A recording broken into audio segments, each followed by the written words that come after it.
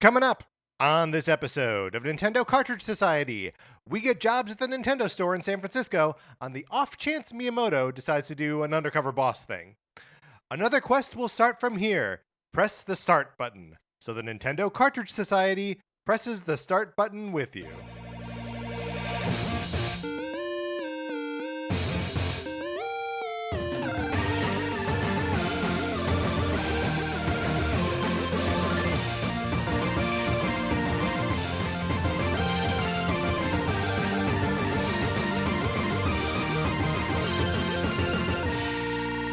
Welcome to Nintendo Cartridge Society. My name is Patrick Ellers, and I am joined, as I am always joined, by my co-host, Mark Mitchell. We've got a good show for you today. We're going to be talking about the news from the week, and then on Thursday, we are reflecting on my Buy Everything Nintendo Puts Out in 2024 experiment, seeing how much I spent and how much I enjoyed that, and how much I spent in addition to what was asked of me. But Mark, in the meantime, how's it going? It's going great. That Zelda quote reminds me of something that I've been noticing when we play these retro games, sometimes for NCS Arcade. Yes. That I've forgotten about. Like when we got to the end of Toe Jam and Earl, you complete Toe Jam and Earl, and there's no like escape from that screen other than restarting the game. Yeah. You know what I mean? Like a lot of time, like I think maybe Metroid was the same way, but I feel like I encounter it, you know, when we're playing these retro games. Totally. And it surprises me every time where I'm like, I want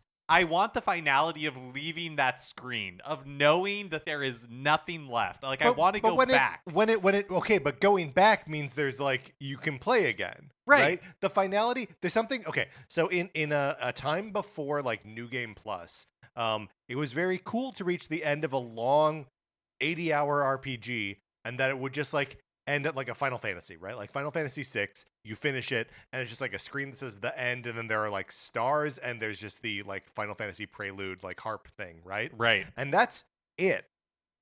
That'll go on forever. You have to turn it off in order to like go back to playing anything. That always throws me. The fact that the game like is just gonna keep just existing until you press reset or until you turn it off or whatever. You want it to like fade to black, house lights come up. Yeah, that's right. I wanted to like fade to black and then take me back to the title screen. No, you don't. If you go back to the title screen, it means it wants you to play again. Yeah. I guess I'm just so used to that experience now that it just throws me every time that it doesn't end that way. Right. It is like, especially when people are like playing on emulators or whatever, games that they've never like actually turned off, right? That like when they get to a screen where there's no way out of it except for resetting it, I can understand where that would be like disorienting. Yeah, it just feels weird. It is. I mean, it is certainly a strange thing that happened.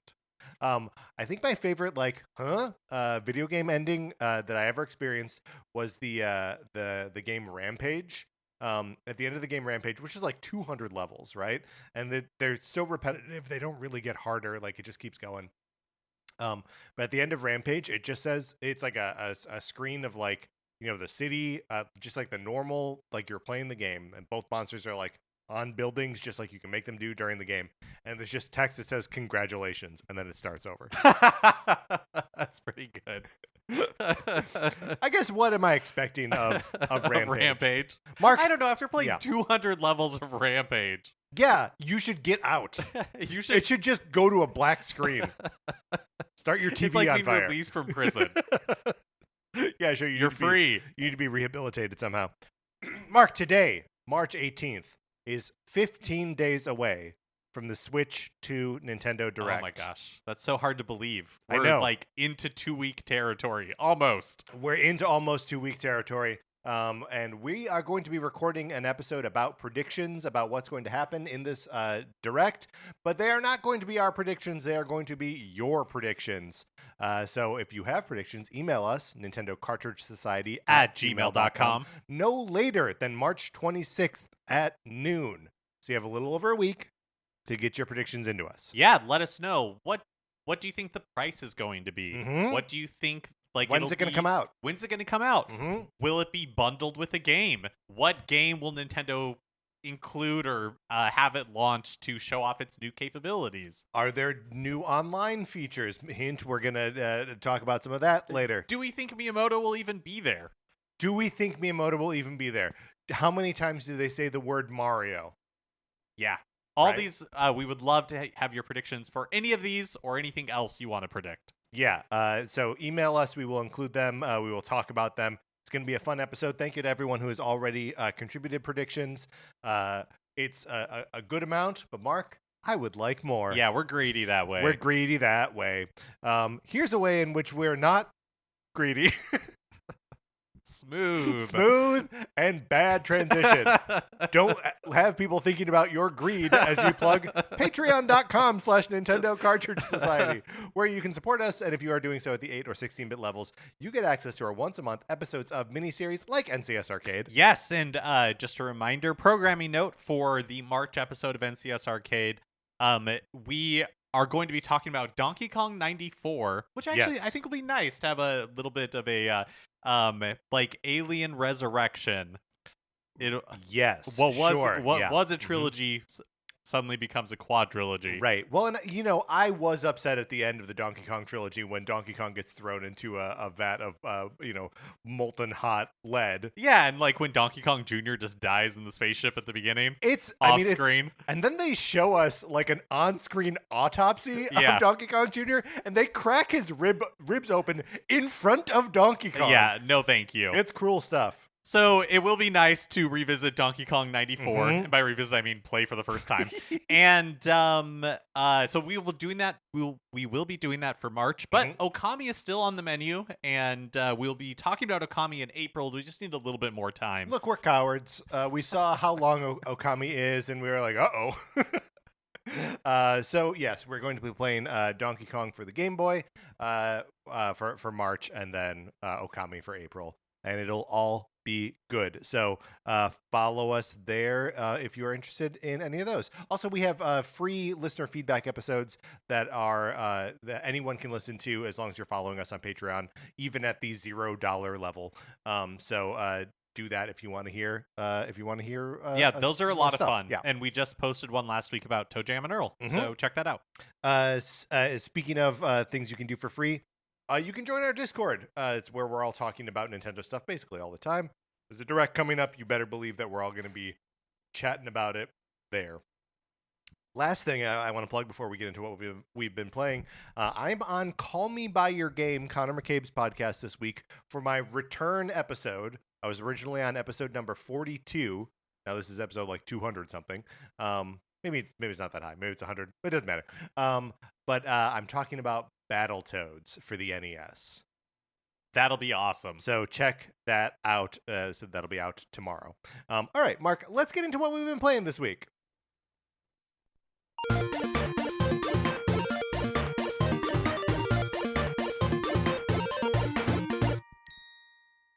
I'm sorry. I'm just a little distracted as my buildings text thread is popping off right now. Because someone wants to borrow an onion. This is what's happening. It's popping up on my computer. That would be distracting. It's distracting. Do they want to borrow an onion, or they just want an onion? I mean, they want to borrow an onion, but like when you lend someone an onion, you're giving them the onion. Yeah. Well, I guess that's not crazy. I guess people. Can I borrow a cup of sugar? Can I have a cup of sugar? Yeah. I mean, I think they probably said, hold on, let's go back. I don't have an onion. Might I borrow an onion from someone and return one to you tomorrow? Oh, okay, but I bet they'll just go to the store tomorrow, right, and buy a replacement onion. I think we got to the bottom of this. I think we did too. But I can see how that'd be distracting. It's distracting because I'm thinking about like how can I help, and I'm just like, no, you're not. There are other people who live in the building. They've already responded. It's working itself out. Mark, what have you been playing this week? Well, I turned on Tetris 99 to check out the Xenoblade Chronicles X Tetris Maximus Cup. And, I'm not amazing at Tetris 99, but normally I can hold my own. Like, I'm regularly in the top 20 and all that stuff. Yes. But maybe, for whatever reason, maybe it was the time of day that I was playing, or I don't know, maybe I totally lost it since the last Tetris Maximus Cup. But I got my butt kicked from here to whatever planet Xenoblade Chronicles X takes place on. Like Earth. I was oh boy. Right. I was regularly from here to Earth.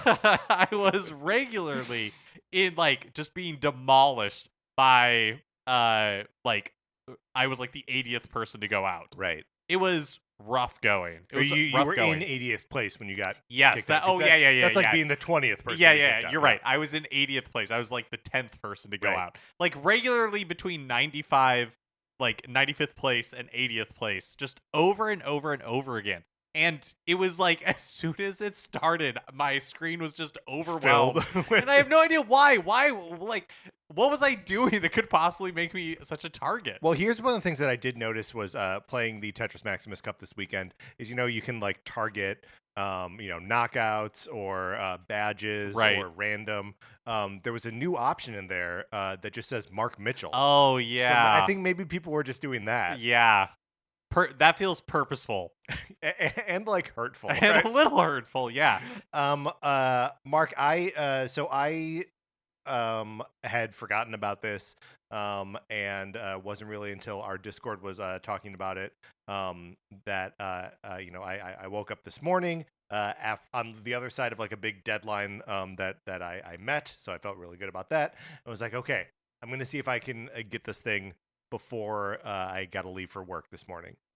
Turned it on, played one game, first place, one and done. Oh, I'm so happy for you. It felt great. I was so happy. And I did what I always do when I get a Tetris Maximus, which is I recorded video of it. Right? And all of my Tetris Maximus win videos are like this, where I'm I'm playing frantically and poorly at the end.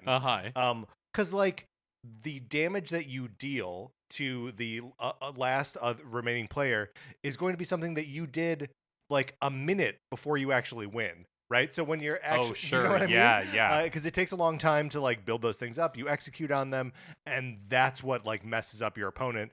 And it takes, a full minute for them to like get it and lose from it.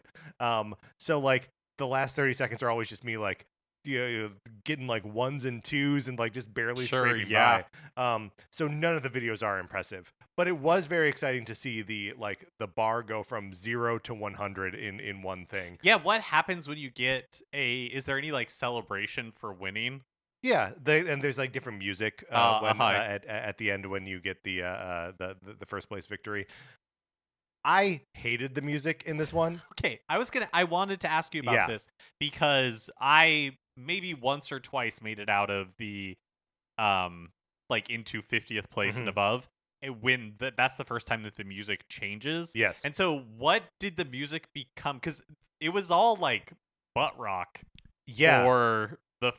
It remains butt rock with lyrics like "gotta get a bigger gun," and stuff like that. Yeah. No, it's embarrassing throughout. Like, there's no part of that music that I like. It's just like this is the kind of thing where sometimes these Tetris Maximus themes make me go, oh, I should check it. I should check that game out. Like, there's something fun about either the music or the look of this, and seeing Xenoblade Chronicles X like displayed on top of my Tetris, I was just like, oh yeah, I don't need this. Well, which is so funny because I feel like the Xenoblade Chronicles series is renowned for its like beautiful orchestral score, and this is the thing about Japanese RPGs, right? Is that they will have beautiful scores and then like a butt rock anthem that goes with it, and they just like it doesn't like it is just a part of the like cultural exchange between Japan and me that I refuse to like meet them halfway on. I just don't like it. So yeah, I don't know. I also started playing Donkey Kong 94. Yeah. And what a delight. Yeah, and so much better than Mario versus Donkey Kong. That's interesting. It feels very much like Mario versus Donkey Kong to me. Yeah, but I feel like we will talk more about it in greater detail. I assume that you are playing it, of course, on Nintendo Switch Online. I am, but I am for the first time ever in the Game Boy like NSO, and actually, honestly, maybe any of the online libraries, I'm using a different like. It's not really a filter, but like display mode. Yeah, which display mode are you using? So I'm using the Game Boy Color one. Yes. But I didn't realize that it also had the what do they call it? It's not the Game Boy Color. It's like maybe it's the Pocket. Maybe it's the Game Boy Pocket, where instead of being green It's like gray. and gray, it's like gray and black, so Right. easier to see. I don't know why I wasn't using that for, like Kirby Tilt and Tumble. Yeah, I don't know. I frankly don't know either. Yeah, would have made Well, it Kirby so Tilt and Tumble is a Game Boy Color game. Oh, then some other Game Boy? I don't know. Well, I haven't used it Well, before. but I mean, for you Game Boy. could Yeah. you could have still played it with like the pea green color display. Oh. But like it has like extra functionality with the Game Boy Color. Oh, like, it'll I display see, I more see. than just the 4 colors. Got it. The interesting thing about Donkey Kong 94 is that it was designed with like extra Super Game Boy functionality. So the Super Game Boy was a thing that you popped into the top of your Super NES like a Game Boy or like a game, and there was a Game Boy slot in the top of it, and you could put games in there and play them on your TV, and you had like different color palettes that you could use and like cycle through. All this kind of cool stuff, borders, what have you. But the Donkey Kong 94 had a more dynamic color palette, more than 4 colors in the Super Game Boy, and replaced some of the audio samples with like stuff that it is like taking from the Super Game Boy. Oh. So there's like the quality of like Peach's voice, or not Peach, Pauline's voice is different in the Super Game Boy version. And some of the musical samples are also different. But that's really interesting. I didn't and know that is not available on Nintendo Switch Okay, Online. that's what I was gonna ask. There is no like Super Game Boy Right. version. Okay, got it. So I'm also playing it on NSO, but I'm going to investigate the Wii U. No, not the Wii U. The 3DS Virtual Console version of it, because I have that. To see if Oh, I there's do a way too. to turn the Super Game Boy filters on there. And if not, I have my Super NT and a Super Game Boy. I would just need to get my hands on a cartridge of Donkey Kong 94, which seems doable. Seems doable. So I think I'm going to go the distance on this one because I'm enjoying the game that much that I want to experience it in all the different ways that we can. All right, Mark, that's what we've been playing this week. Let's get into the new releases and what we might be playing next week.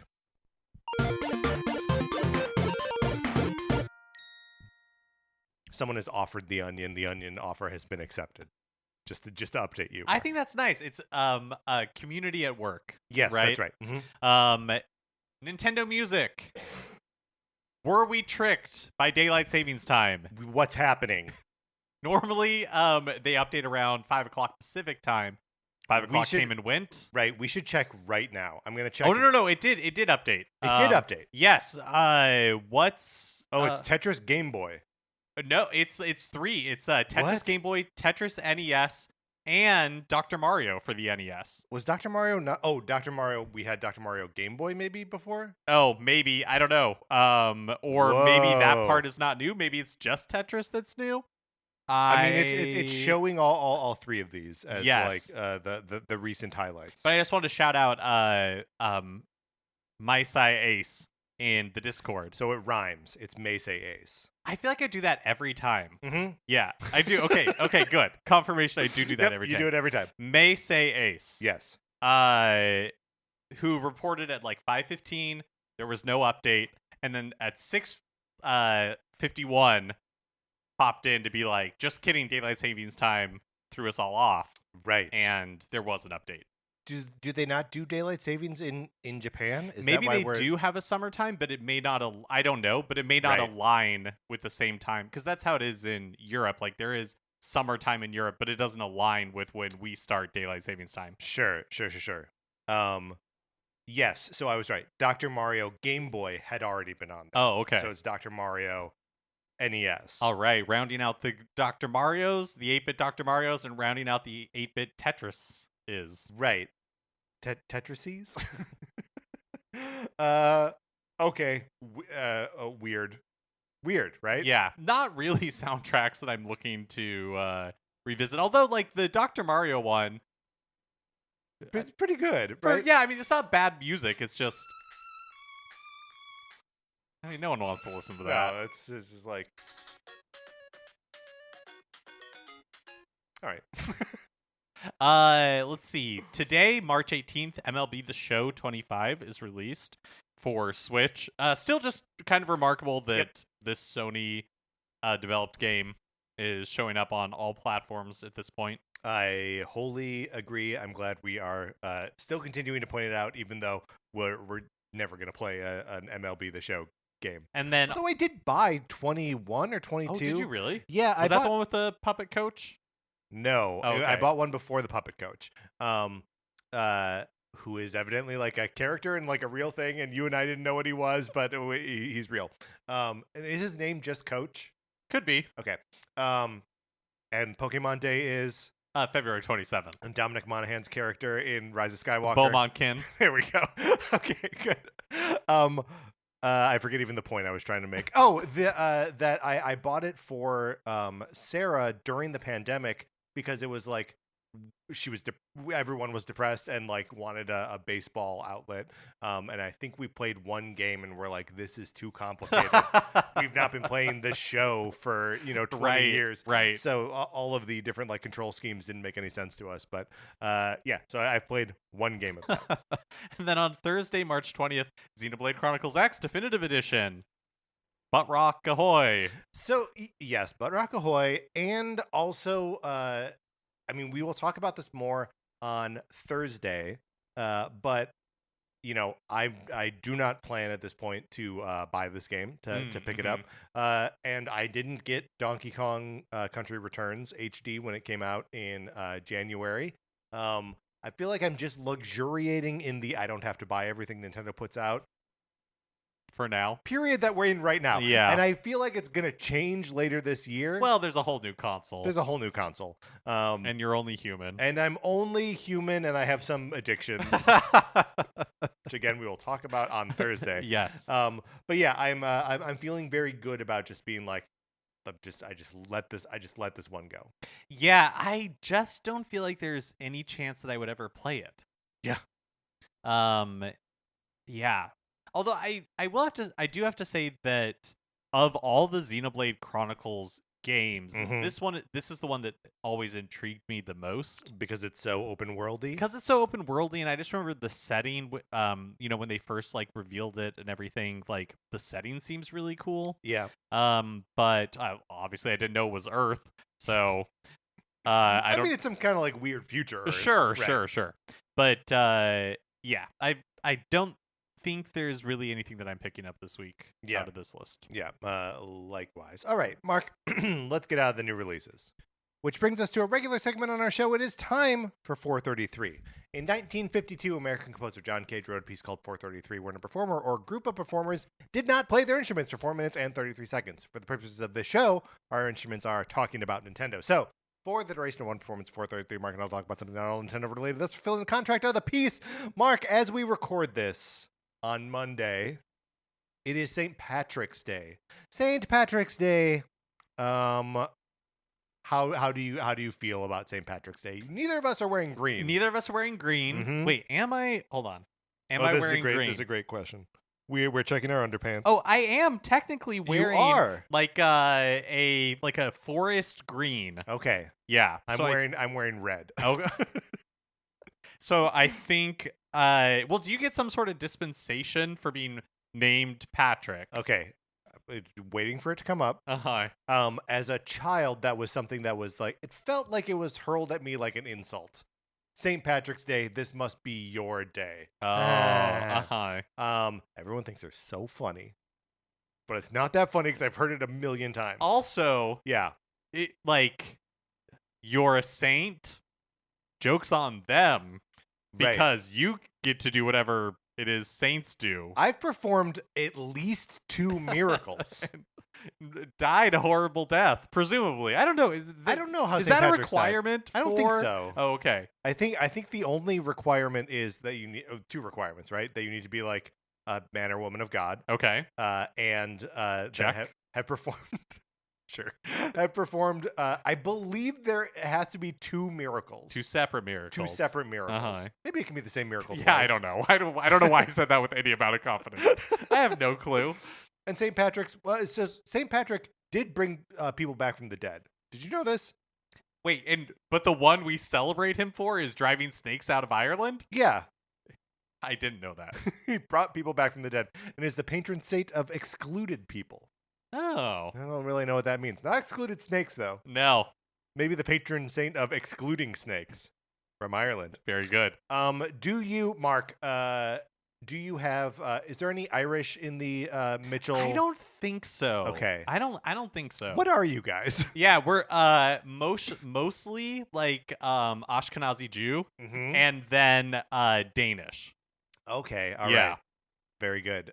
We've got a little bit not on the so my my maternal grandmother, she's a quarter Irish, but otherwise we're German. Oh, okay. So, there's a wee bit of Irish in my background, but So is Patrick a family name?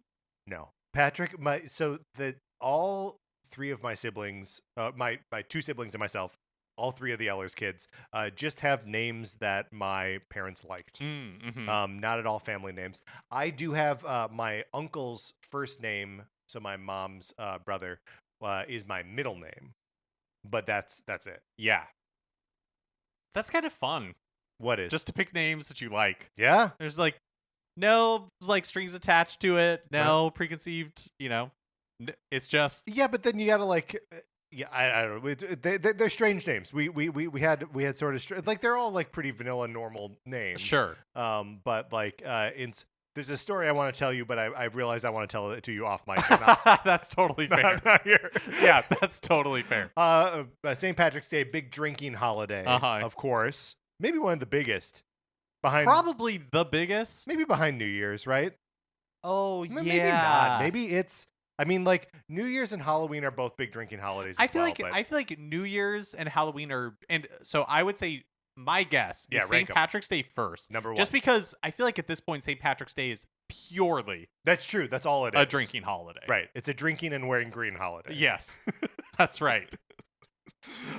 Yeah. And like Christmas ends up being a drinking holiday, but like sort of just steadily throughout course of like a week. But yeah, so Mark, of course the question is, have you ever gone out and done like a proper like pub crawl? I don't think I have. Mark. I know, shocking. Because I am, of course, well known as the party animal of Nintendo Cartridge Society. I have at some point in our friendship gone out drinking with you that was like our stated goal, right? That's going to be the end of 433. I guess we'll never know. I'll have to think about it. I mean, probably. Back when we were doing like improv together, I'm sure we went out like after a show or something. Oh yeah, for sure. Right. That does feel like a little bit of a different thing. But all right, we were accompanied today by a timer on my phone. Mark, let's get into the news.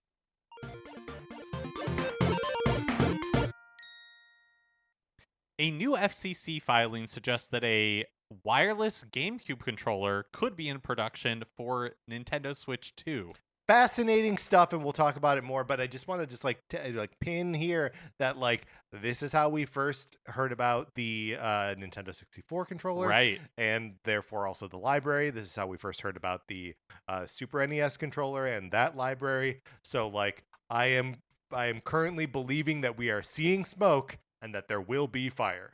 Yeah, I mean, like you said, we have seen this pattern before. Yes, and it has always ended up in one direction, which is that a game library gets added to Nintendo Switch Online. So the filing contains the code prefix indicating it's compatible with Switch 2, which is BEE. The other FCC filings have included that. There's a diagram of the placement on the FCC notice label, and it's lined up with the back of the C-stick on the GameCube controller. So it's so funny that like, Mark, have you seen this graphic? So it's like a rectangle wherein like the controller would be placed, and then just like a little box, and it says label in it to be like, here is where it appears on the thing, even though we don't have the shape of the object at all. Right. But if we assume that the object is a regular old wired GameCube controller, and all the rest of these classic console controllers have been perfectly to scale and like the same shape as their original, this would be on the back of like the C-stick. But I feel like we're all making the leap that it is a GameCube controller. That's true. That is true. We are all making but what other controller would it be? Well, and don't say Virtual Boy. No, but couldn't it be a new Pro controller? There must be a reason. It seems so obvious to me. There must be a reason why people are like, "Oh, this isn't a new Pro controller. This is a GameCube controller." That's a good point. It could just be the new GameCube or the new. They could be the new Pro controller. Maybe we've already seen that filing. Yeah, maybe. It could totally be true. Right. The other thing this makes me think of is like, okay, if the timing of this lines up with the reveal of the Switch 2, we're just a couple of weeks out now, and I can't see them spending a lot of time in that presentation talking about like a virtual console thing. But I guess I could see them saying, "Oh, all of the NSO library," when they're talking about backwards compatibility, right? Like all the NSO libraries from the Switch will be available. Plus you we'll get be a adding new one, right? GameCube. I don't know. It seems not that everything that they're preparing for the Switch 2 is going to be announced in that, of course, showcase, but it feels weird to spend time on something like this. Well, let me ask you this, and I hope we get predictions about this as well. Obviously, we're going to be seeing new Joy-Con, right? Right. For the Switch 2. Is there any reason for them to make a new Pro controller, like an actual like newly designed controller that's not just like the same thing but it says Switch 2 on it? The reason I could think that they would need to or want to is if somehow they were going to incorporate the mouse pointer functionality into the Pro controller. I have no idea how that would work. Right. But possibly that. Well, and also there was like a rumor at some point about like a Pro controller like thing that broke apart to be used as a mouse too. So maybe I think that was part of like a patent filing. Right. Yeah. Look, we have become patent and filing detectives here. And by that, I mean, I see headlines that other people post about this stuff. Right. Don't interrogate it too closely. Look, I see screenshots of things from Twitter on Reddit, and then I don't read any further. Right. But yeah, if the mouse functionality is such a big part of like what the rest of this stuff is, maybe it would be a bridge too far to also be like, and then here's the like vanilla Pro controller that doesn't have mouse functionality, and they're like, okay, well, we just kind of like reassign that lane for GameCube controller and really supporting this GameCube library. Right. Because, I mean, I'm totally assuming that the existing Pro controllers will continue to work. But I'm also assuming that there's going to be new functionality in these new Joy-Con, the mouse pointer functionality, possibly some other things that they will want to incorporate into the Pro controller as well. Probably like more haptic feedback would be my guess, like things like that. But could also be a game, like you said, very possible that there's a reason everybody's pointing to GameCube controller instead of new Pro controller, and that's just a headline that I didn't scan quickly while I was right. Okay, so let me ask you this though: how much sense does what this implies? Like, how much sense does it make that the next classic console library that appears on probably exclusively Switch 2, but who knows, is GameCube? Right? We already have so many other like GameCube games that have been brought to Switch in another way. Pikmin 1, Pikmin 2, Mario Sunshine, Metroid Prime Remastered. Like, how... I want to say, like, what is even the point of it now? Right, especially because can they just continue to sell those? Right. Like, remasters or representations of it for $60-$70 going forward, or even less, right? Like sure. like the Pikmin games, I believe, were $30 each, and remastered was $40. I guess remastered was $40. But I guess also like having it on Nintendo Switch Online doesn't necessarily stop them from doing that because they have had multiple versions of the same game, that is like true. multiple presentations. Like you could play Mario 60. Well, check me on the timeline here because I guess Nintendo 64 games didn't show up until 2021. So I guess when Mario 64 was released as part of 3D All-Stars, That was the only place that was to the play only it, place right. to play it. But later, And then that was a limited time release. yeah, that's true. But also, just on Nintendo Switch Online, they have 3 different ways for you to play Super Mario Brothers 3. Right? You can play. So, like, there are.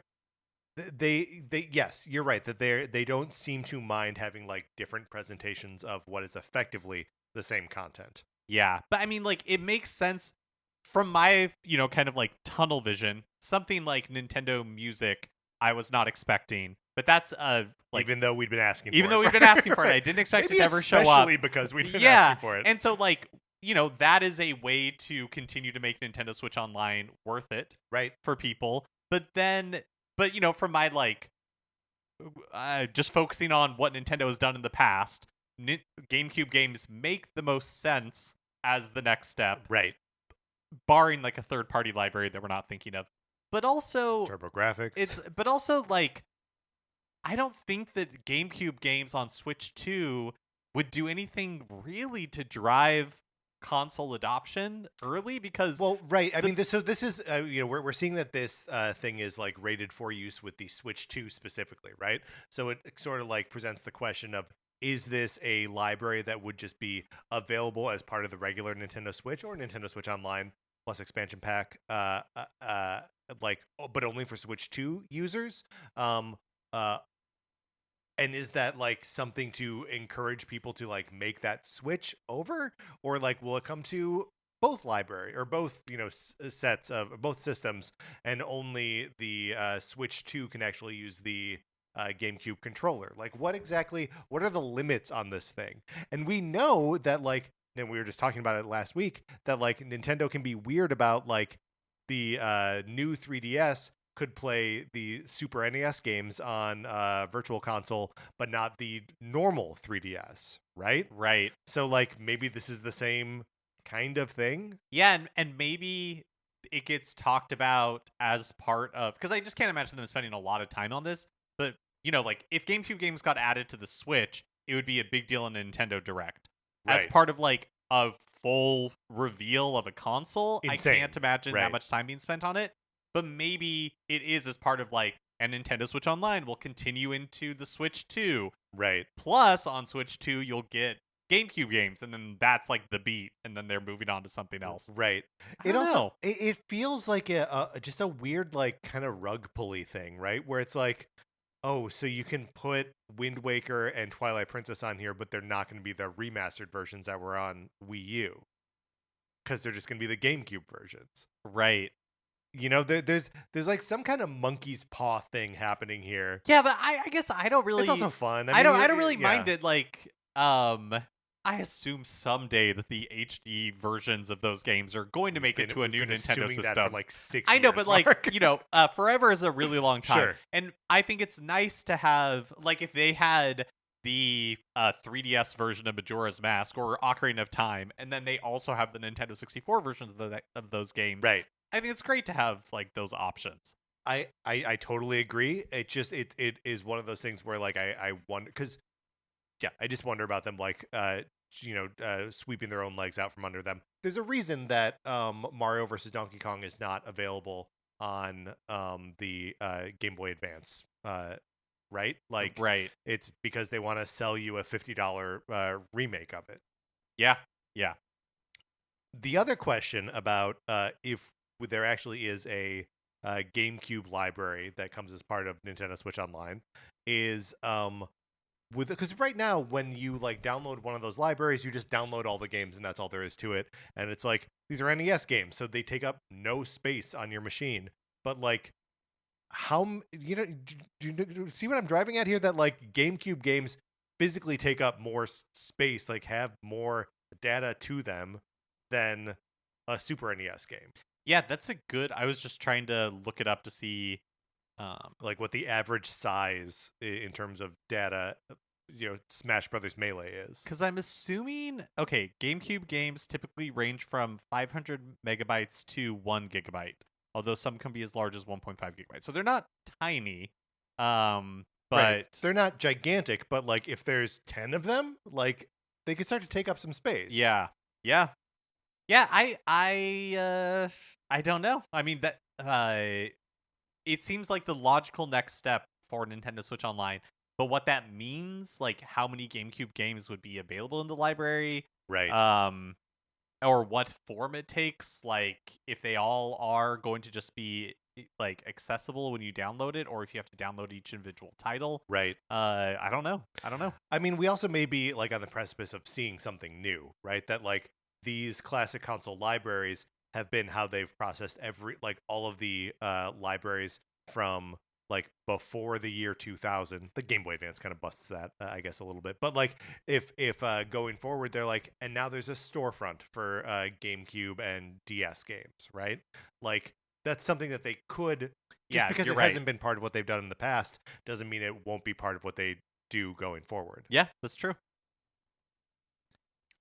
It's just a fascinating little moment in time here. Are you going to be? I mean, the answer is like yeah. Yes. Obviously, we're going to be getting GameCube Yeah. controllers. If they make them, yeah, I would buy it for sure. Yeah, me too. Although neither of us bought GameCube controllers or GameCube style controllers for Smash Brothers, right? Yeah, that's true, but that's because I like am not a Smash purist. You know, like right. Melee is not like the premier Smash Brothers in my mind, and so I've been playing on weird controllers that aren't GameCube controllers for a long time. Right. Yeah.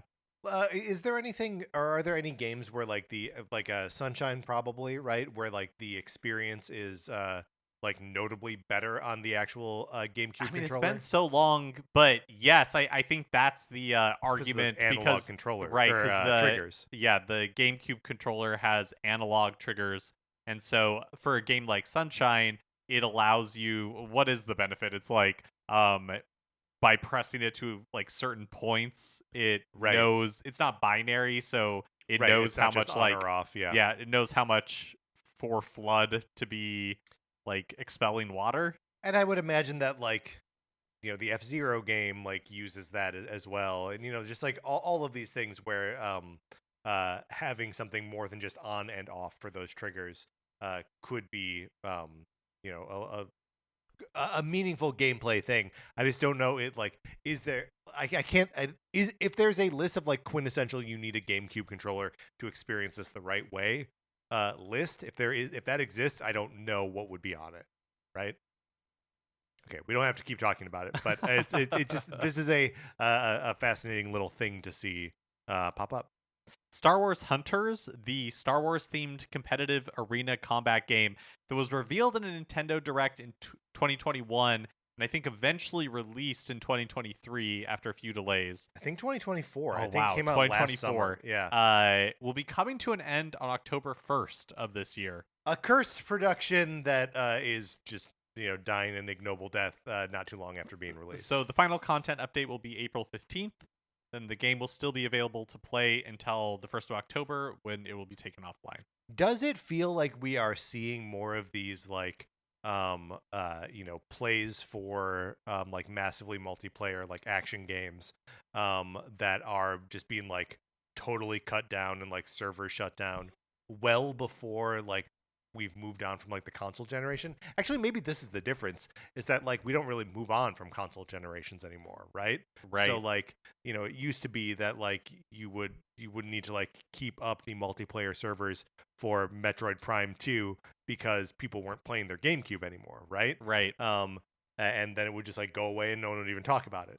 But now it's like these, and it just seems like the lifespans of these things are so much shorter. Well, I think it is a problem for the industry. There have been articles written about it in the past few months talking about how, some of the most popular games are games that released 5, 6, 7 years ago. Fortnite, yes. The Grand Theft Auto 5. Like all of these games that released, a console generation ago, but are still the most dominant.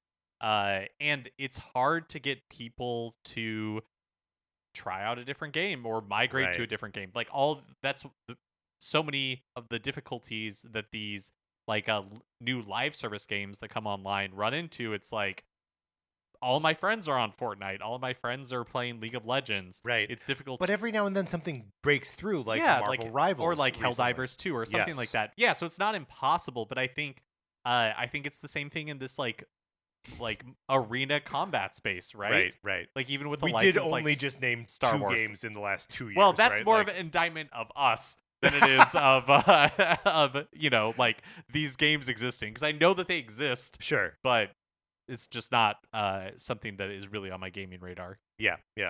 Likewise, not really the kind of game that I want to play. But yeah, it's even whatever, like Star Wars as a property obviously isn't bulletproof. But it's like, yeah, this game lasted for like a year, and now they're like out. A new patent filing detailing some of the gameplay features in the Nintendo Switch Online playtest reveals the game dev minds behind the experiment. Yusuke Amano, Tsubasa Sakaguchi, Masaki Wada, and Shinya Yano. Yeah, so we're getting kind of a look here at the weirdos responsible for the online playtest, which for those that didn't get to experience it, which is most people, right? It was a massively multiplayer thing where you're occupying a world simultaneously and sort of building it up together. And you can visit a little hub thing where you are designing things and picking up stuff that other people have designed, and is really based on these player interactions when you're in physical proximity to each other.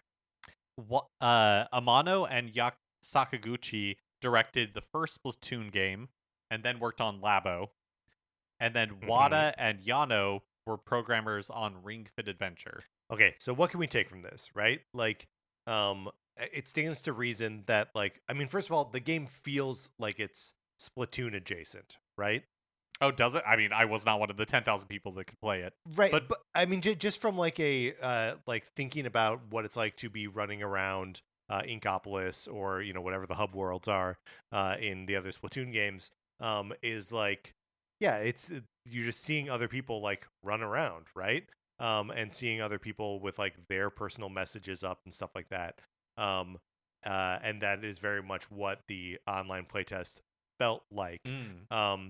But I think the migration from Splatoon to Labo is interesting because it's here's multiplayer, here's weirdo stuff, and here's the guys we send to figure out this new new thing we're going to do. Right, because Labo wasn't super successful and ultimately wasn't that much fun to play with after you'd built the thing, but there's no denying the ingenuity that it takes to design a Labo build, right? Right. And it's just yep, that's the crack team that they have on developing whatever the online test is a precursor to.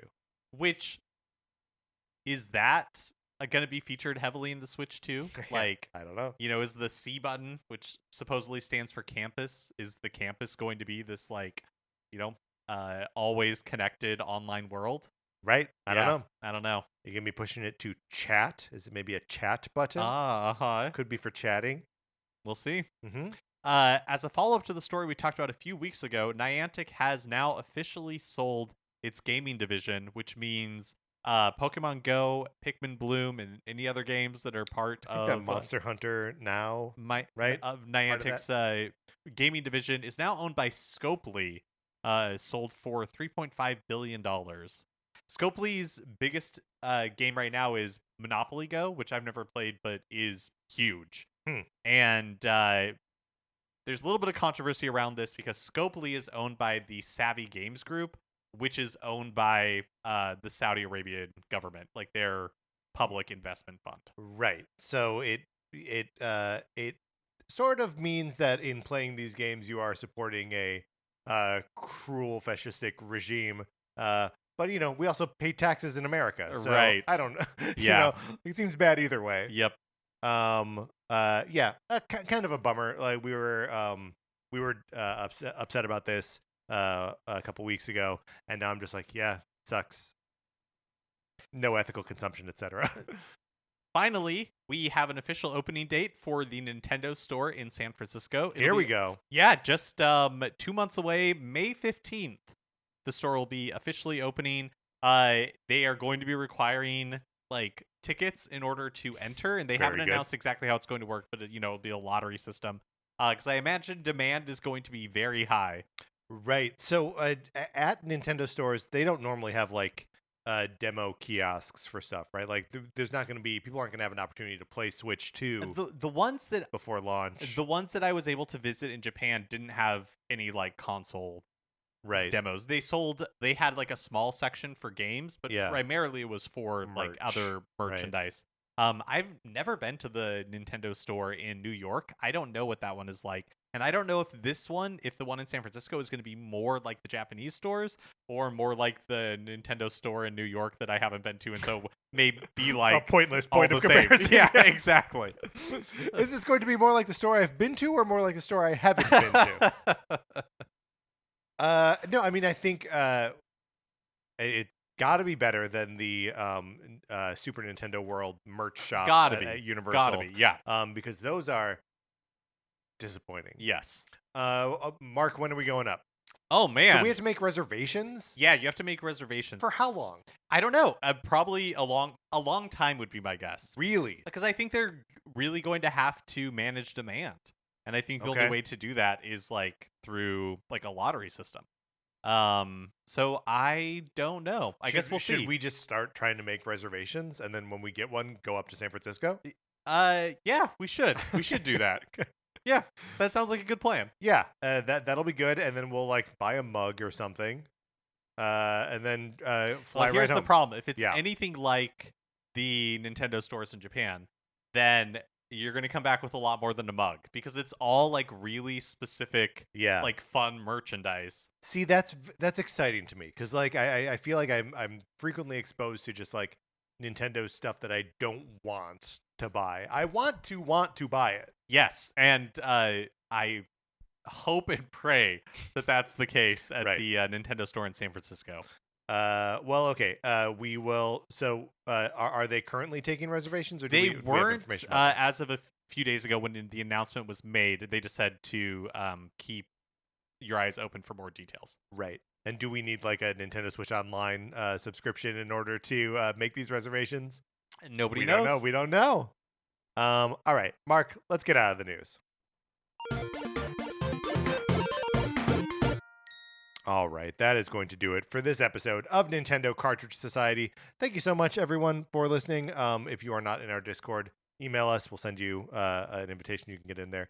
Anthony DeLuca made our logo. Our theme music is provided by 8-Bit Betty. You can get more of his music by going to 8bitbetty.com or by listening right now.